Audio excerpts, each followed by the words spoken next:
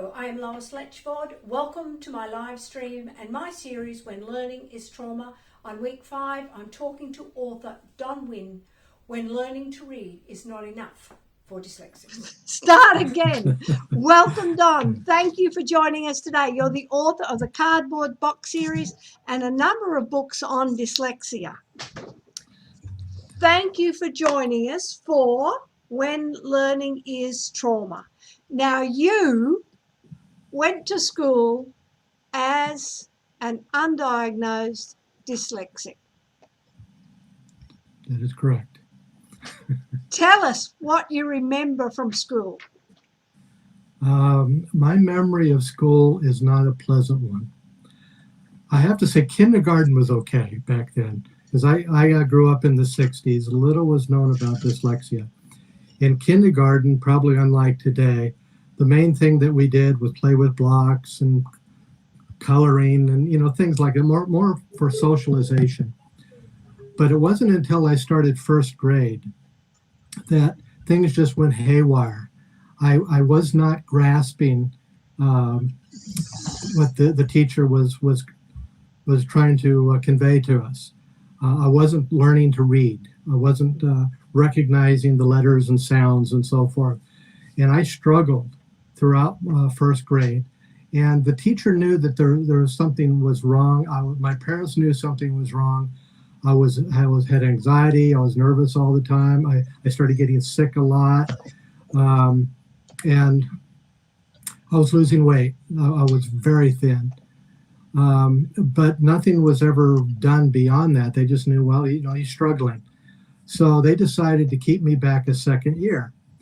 Now, you can keep a child back another year and repeat the same process over again, but if it was a flawed process, that doesn't work. And so I was still struggling. And it was about that time that there was a special ed teacher that was taking an extension course on dyslexia. That's what I understood. And when my first grade teacher was describing my difficulties, she recognized that, it sounds like he has dyslexia. And so she met with my parents. She actually invited my parents and myself over to her house. It was on a Saturday. And she put me in a room with a big bowl of Cheetos. Probably the worst thing you could give to a one-year-old kid, because I had yellow everywhere or orange everywhere at that point. But they were probably visited for a good hour or two. And I have no idea what they talked about because they never talked with me about it. They just made a decision that for an hour a day, they would take me out of the first grade class and she would work on me, the special ed teacher. Her name was Mrs. Davis. She would work on me one-on-one for an hour a day. And she helped me to read. And I'll always be grateful for that. And so she got me where I was able to start reading on my own. The problem was, and there was more than one problem, I also had some of the sibling conditions besides just difficulty decoding the written word. I had dyscalculia, dysgraphia. I couldn't, what I was thinking in my head, I couldn't put it on paper. I couldn't organize it on paper. And a little bit of dyspraxia. I was a very clumsy kid. And so you combine all of those things. I was a big mess. And how did the dyspraxia show itself? I was very accident prone. I was always tripping over things, bumping into things. I wasn't very coordinated. All kids have to learn how to be coordinated. They have to learn that. For someone with dyspraxia, depending on the severity, they may be very slow about gaining a little bit of the ability to be able to function physically, or they may have trouble all of their life. Mine wasn't too bad, and so, but it still caused me problems early on. The big problem was they got me reading, and then they put me on the second grade, and that was it. All I had was a label. Dyslexia, and all these other sibling conditions were never discussed, never recognized, and I struggled with that. So from that day on, yes, I was reading, but I had anxiety. I was struggling. I was not a good student, and I hated school. I loved learning. I hated school for that reason. Every time I would get up, I just loathed having to go to school, and I'd be sick a lot. And these were legitimate illnesses because the emotional pain can cause physical ailments. It's just like if you were told you have acoustic neuroma, and that was all you ever knew. Could you do anything about it? Would you understand it? Could you be able to say, okay, that's why I'm the way I am? No. The same way with dyslexia. It's so important that not only the parent, but the child understands what their learning style is and why they struggle the way they do, that they're not broken, they're just different, and that they're given the emotional and social support to be able to, and also the accommodation to be able to do the work. And it may mean that the work is done in a little different way than it is with other kids. The important thing is that they learn and they enjoy the process of learning.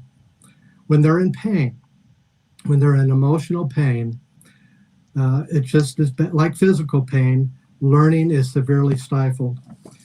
And there was actually, since I wrote my book, Raising a Child with Dyslexia, there was actually a study that was in, let me think, it was published in Educational Psychologist. It was how brain development is inherently social and emotional and what it means for education. It's quite an interesting study. And the takeaway from the study is this, that brain development that supports learning depends on social experience. In other words, in order for learning to be supported and to be optimal, the child's emotional state and social experience also needs to be optimal. When you have anxiety, when the parents are not involved, when there's not a social connection there, when there's not that support, learning is going to be severely stifled and limited. And so this was a powerful study, and it really shows the importance that parents be involved with their child and that the child understands and is able to accept that, I'm not broken. I just have a different way of learning it, and I can do it. What you were saying is exactly the same as what Lenore Hall said last week, that the isolation in a classroom and the social and the emotional, if they're not there, nothing is going to happen. And that's what you have borne out, isn't it? That's what you live. Yes, absolutely. Yeah. How did you get through the school experience thing? I didn't go through it gracefully. It's just like dyspraxia, where you're constantly bumping into things. My school, especially in my early school years, my public school years, it was nothing but one big trauma. And then when I was about 11 years old, my mother suffered from mental illness, and she ended up leaving the family. And so at that point, we went from the school system, at least I was familiar with, and we started hopping around. We moved from one state to another. And I was in 5th grade for a half a year. And if I struggled before, I went from maybe getting C's to now I was getting D's and F's because I had even more emotional trauma. Yeah. And so not only did the school system not recognize my dyslexia and its sibling conditions, I had all of the pain from my parents' divorce, the separation, the things my dad was going through, and then being bounced from one school after another. And so by the time I was in the 9th grade, and I was raised in Colorado, part of 5th grade in Ohio. Then we went to Oklahoma and I spent a year there. We went back to Colorado. This time it was at Arvada. And so by the time I was in the 9th grade, it was like I was such an emotional basket case that I just couldn't do public school anymore. And so this is when I came to Texas, and I went to the Texas Rehabilitation Commission at that point because I figured, okay, school's not working. Maybe if I learned a trade, maybe they could help me with that. Well, they put me through a battery of tests. I had a complete physical, I had psychological, I had academic, I had it all, just to kind of figure out, okay, where are you in the stream of things? And then the counselor that was assigned to me, his name was Michael, and he was such a kind man.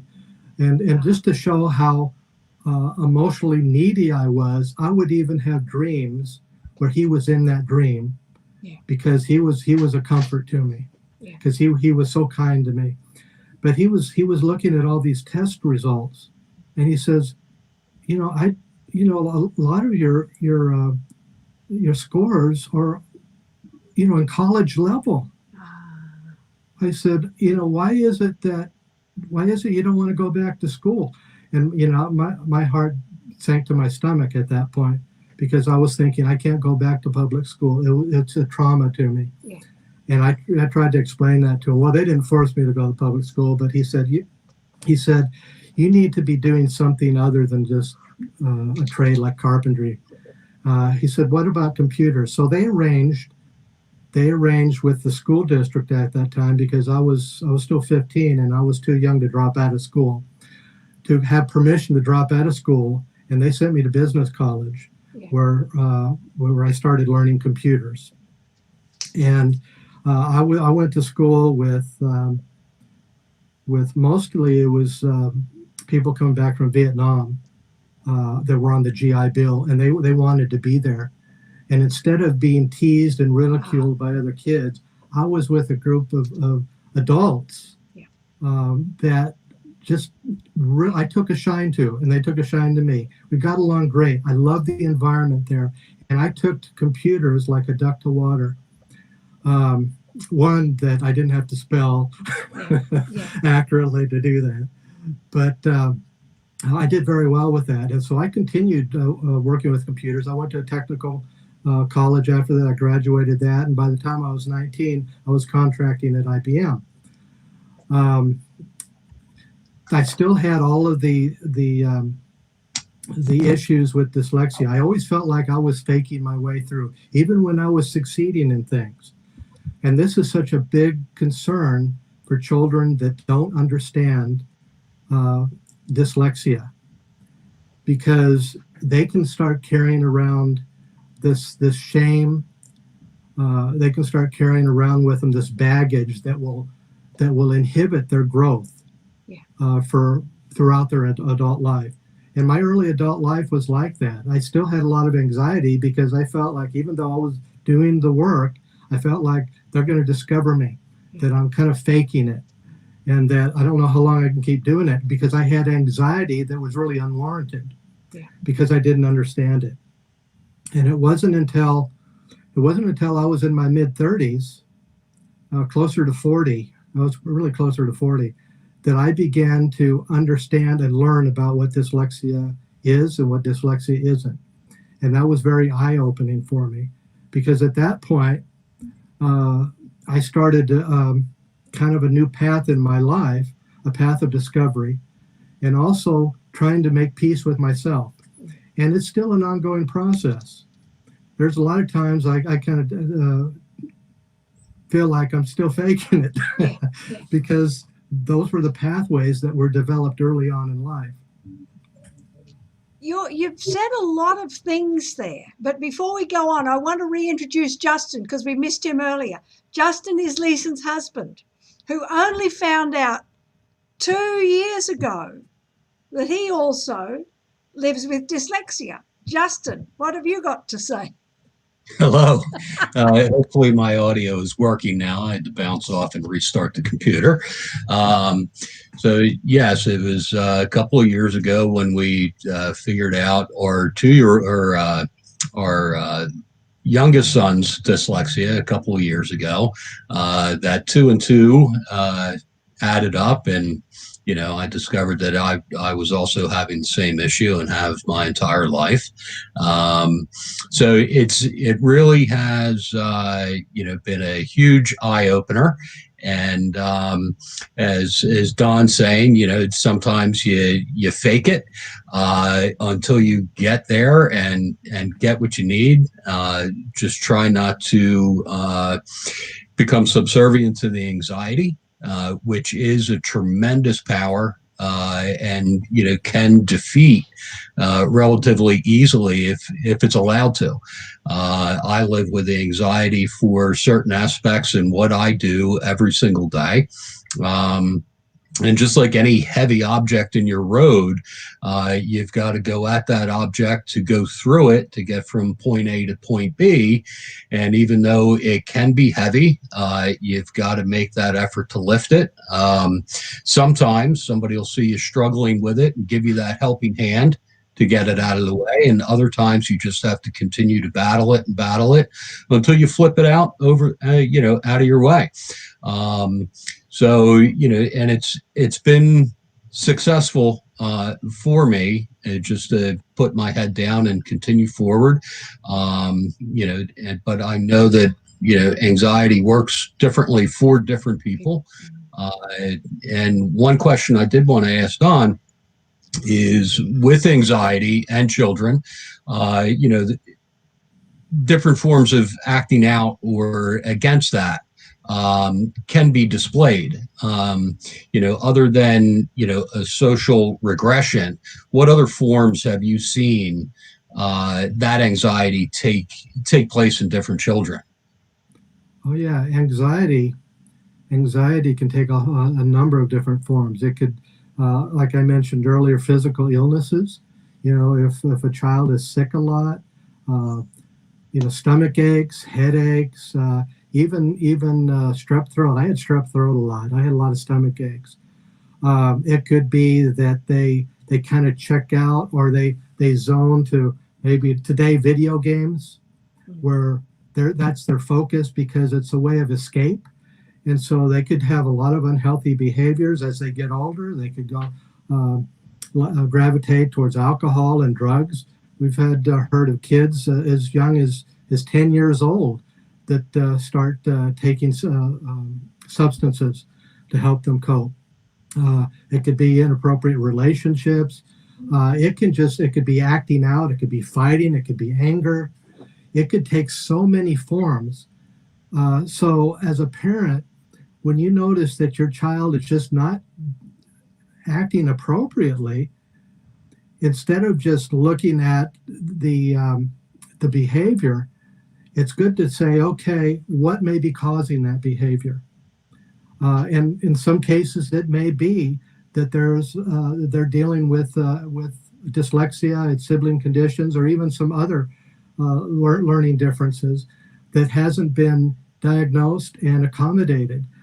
They haven't received that social and emotional support, that support from their parents. If they don't get it from their parents, they're going to look elsewhere. They're going to look to their peers. They're going to do things to escape. And most of the time, it's unhealthy things. Wow. Thank you. Don, I was thinking about your moving from school to school to school, because one of the things that we think will help children is moving them to another school. I question that for just the same reasons as what you're saying. So tell us more about moving and the implications. Mm-hmm. Well, from my own experience, it was not a good thing. Now, there may actually be a valid reason for a parent to want to move their child. For instance, let's say their child's unique learning style or abilities is the particular school he's attending or she's attending, they're not able to work with the child. They don't have the programs their child needs, but another school might. So there might be valid reasons to move the child. But in my case, I was stable. At least they kind of had at least the label of dyslexia, even though the teachers didn't know what it was. and I was making C's. I was doing okay, maybe occasional B, but I was kind of passing. But as soon as I started moving, and the change in environment, the change in schools, the teacher, that's when it went from C's down. Yeah. And for a lot of kids, that's not a good thing. And unless there's a valid reason where they're going to get the academic support and accommodation they need at the new school. If not, then a lot of times it's not a healthy thing. And you're going in, the first thing children are looking for is the social engagement. Yes. And the emotional engagement before you even get to the learning. Correct. So they've got to build up their friendships. They've got to get to know other kids, and that all takes brain power. That's right. Before we've started any learning along the way. And then you're different on top of that. Absolutely. And when you think about it, from kindergarten through at least part of first grade, I had a stable environment. I had friends that I knew all of them. I knew the ones that liked me and knew the ones that didn't like me. We had our little groups and we had our play times. We were outside running around. We had that social engagement that was stable. You take a child out of that who's struggling in other areas and put them in a new situation, it's just going to make it a whole lot more difficult for that child. Wow. It gives gives us as parents a lot to think about when we make these decisions. How are we going to help the child going forward? Yes. Are you also suggesting the child should be involved in these conversations? Absolutely. I think you should always. Now, there are times when a parent needs to make a decision, an informed decision, that the child may not necessarily agree with, but you should always have that child as part of the conversation. A parent, both parents, if possible, need to have an open dialogue with their child every day, and and I refer to it as a safe time, because I don't know any parent that doesn't want their child to be open and honest with them. If there's anything that's bothering them, anything that's going on, even at school or in other places, to be able to come to them and talk to them. A parent expects that. But if a child doesn't feel like there's a line of communication that's open, they don't feel safe, or as soon as they do open up, if the parent just jumps on the child or corrects them right away, what's the result? Well, they're just not going to want to talk to the parent anymore. Yeah. And so there needs to be that safe space where you allow the child to express their feelings. Now, here's the hard thing.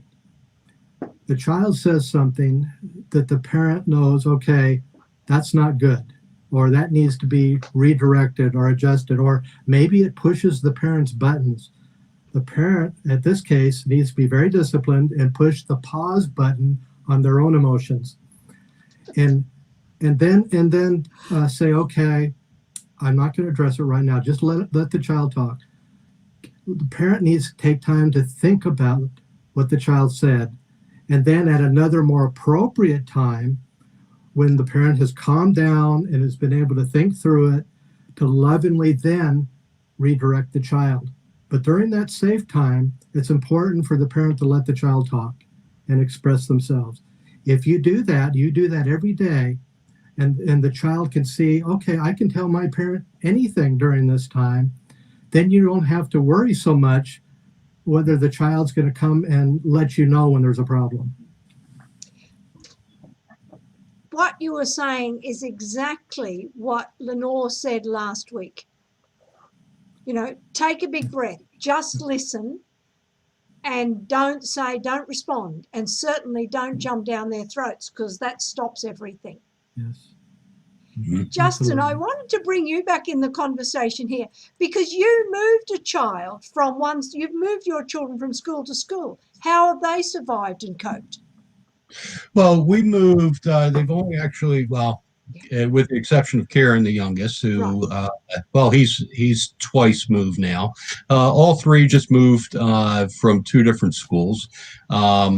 They were, relatively young when they moved from the first school into the second school. They're all three of them are, I'd say, I consider them very socially active. So they really never had a whole lot of issues making friends and such. Our oldest, who is not dyslexic, managed just fine. Had his rebellious issues with authority and whatnot, but he's making out just fine these days. So, with the exception of the dyslexia in the younger two, socially they made out fine. My middle son, he gravitated because of his dyslexia and not being diagnosed and not having any, real support system, gravitated towards, a crowd that was not so, so good. You gravitate towards wherever it's easiest and wherever you're going to be accepted. And we're working very successfully right now through the trauma from that. Kieran, the youngest, went from school number 2 into school number 3, where again he's become rather socially accepted, and now is getting the educational support that he needs, which is the added benefit. So I consider ourselves fairly lucky, to be at the point where we are right now in success, and also as it would seem, also going through those traumas and those learning experiences to better help our youngest, and also help the people and other parents and everybody else that is around us, because we have experienced both sides of the coin. So it's been overall an optimist view. Has been positive for what we've been through. Yeah, that's amazing, because as you said, you've seen both sides of the coin. Yes. You live with it. Don, and have lived it myself. Go on. And have lived it myself. And but obviously only now, with the definition of what it is, being able to go at it that much faster with that much more education, and absolutely no wonder as far as why this is happening. So, we're fortunate. Yeah. Don, when I was reading on your website, one of the things struck me. You said children are starved of genuine nourishment for effective ways for teaching. Could you explain more, please? Well, just looking at this current COVID situation where kids are expected to learn at home via the internet, distance learning. Here's a problem that my wife has observed. She's in an office where the secretarial staff, where their kids, they can't just leave their kids home, so they bring their kids with them, and they have a common area where they have the kids homeschooling. And she said it's nothing but a cat fight every day. The kids are upset and they're frustrated. The parents get upset and frustrated, and the end result is no learning is taking place. Yeah. And here's what. Lost you. Just lost you. Sorry about that. My cell phone went off there. So here's what happened. They're giving, the teachers are saying, okay, I want you to read a couple chapters on various topics, or a few pages, whatever it might be, and then I want you to write a 500-word paper on each topic. Now, if a child has dyslexia, dyspraxia, or some other processing issue, they're not going to be able to do that. That is not a reasonable request, and especially when a child is off by themselves in a corner in front of a computer. They're expected, okay, we have to read all this and I have to write a 500-word essay. It wasn't happening. Yeah. And so it's so important, one, that the parents are engaged with their children to understand their feelings. And that's where we all go back to that social and emotional support. And if they understand, okay, this is not working for my child, and then it's important for the parent to understand their child's dyslexic challenges, what they are. How can they advocate for their child and support their child if they don't understand it themselves? Yeah. Parent needs to understand it, and then they need to make sure the school is providing them with a reasonable accommodation, a workload that they can do, and within a reasonable amount of time. I don't know about others, but I can't spend that much time at one time in front of the computer. Yeah. I have to take a break. Yeah. And some of these kids are expected to sit in front of their little monitor from 9 in the morning till 3 in the afternoon. Okay, now there's some kids that might be able to do that, but not all of them can. And so there's a lot of stress, a lot of anxiety. You know, we have so many mediums that we can use. The last thing we should be advocating is sit and read that and then write about it. I mean, that's something that comes from ancient history almost. You know, why aren't we using the medium of YouTube and all that's available? But then we have security issues too. So, you know, I understand the balance, but there's a long way to go there. Yes, yes. And you would think that, of course, when I grew up, very little is known about dyslexia. Yeah. A lot more is known about dyslexia today. Yeah. And yet there's still so much ignorance about it, especially in the school system. There's so many teachers. You ask them, do you know what dyslexia? Oh yeah, I know what dyslexia is. But you ask them to explain it or describe it, or do you have any students with it? They just kind of give you a blank look. Or what strategies do you use with them? Yes, absolutely. And so there's still a lot of ignorance about it. Yeah. And the bottom line is the children are still slipping through the cracks. Yeah. And we still have a wait to fail approach. Absolutely. Which you write about. You write about that regularly. Yes. Because it's what happened with you, it's what happened with me, and we're all old. That's right.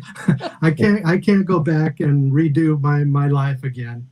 But if I can help other parents with young children to avoid the same problems that my parents had with me and what I had, that's worth a lot right there.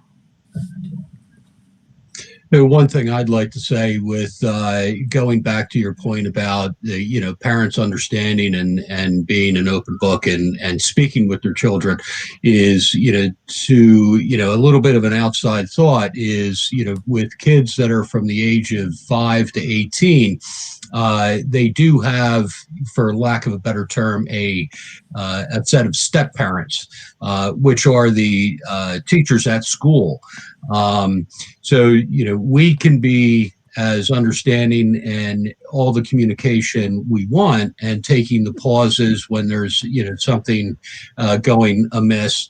But there's another set of parents there that have these kids for 50% of their time, that also need to understand that too. So a lot of times what we found in our journey here is, we're doing it one way as true parents, and they're doing it a completely other way, which also is lending a tremendous amount of anxiety to the entire situation. But then the child is looking at all of us as the adult authority figure, which is giving, in my opinion, the parents the lesser of the two hands. And that the children are going to, shut down a little bit more often than, because I don't think they have the, really the ability to distinguish, okay, my parents are the good guy, and these people that are coming down my throat aren't the good guys. So, how do you feel about that? Do you find that to be true? Yeah, I think that it's so easy when when the child is in pain, the parents frustrated, where they kind of look at each other as being the problem. Yeah. And the fact is that neither may be the problem. The problem is they're just not. They're both not understanding each other. Yeah. The parent just wants to help. Most parents just want to help their child, and they just don't understand how. Yeah. And the children don't see that when they're in pain. They just see that the parent is just making my anxiety worse. And so, and that's where that divide between the parent and the child strengthens. And you don't want that to happen. You want to bring them together. That's a phenomenal answer, because you're absolutely right. We're not understanding it in clash. And then the first thing we have to do is stop and take a step back, I think, and support the child more before we do anything else. That's right. And one of the things that I suggest to parents that when they get into, like in my wife's office, where they get this shouting match and then tears happen, is if that happens, when there's this little clash that happens between parent and child, okay, that's the time to take a break, a change of scenery. Okay, outside of the education, okay, let's go for a walk together. Let's talk about something else, not the education. Let's leave that aside. Let's reconnect. That may not, if you haven't done that for a while, that may take a little time to regain that time. But if you start doing that, whenever it starts to heat up, take a break, change of pace, get out of that environment, give your child a time to calm down, so that way they'll open up with you.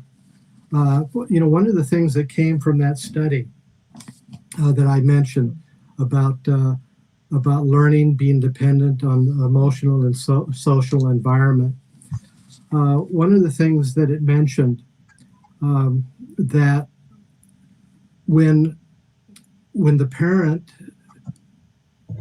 engages the child in meaningful ways. Let me illustrate it this way. Think of a crying baby that's up past her bedtime. Obviously, the baby is distraught about something. He's just crying little eyes out. And the distraught dad, who's, when you hear the baby, you're distraught. It could be a mom, but I'm going to use a dad in this instance. Lifts and hugs his baby, and then whispers soothingly to her, lays her head where she can hear his heartbeat, and sings her to sleep. Now, what happens during this time is significant. See, in the minutes that follow, both the baby's and the parent's blood pressure lowers. Stress hormones normalize. And hormones involved in bonding and social affiliation, oxytocin, increase. So over the course of these minutes, both the parent and the baby undergo physiological changes that influence not only their immune function, but also brain structure, especially in regions associated with learning and memory. So by the parent taking charge of it, stepping back, and calming the situation, they both benefit. Both the parent and the child benefits. Because that's what we talked about. Learning is not going to take place when there's pain, when there's anxiety. You have to push the pause button. That's brilliant. That is brilliant. Do you have the author of that study or authors? I can email you the study. Yeah.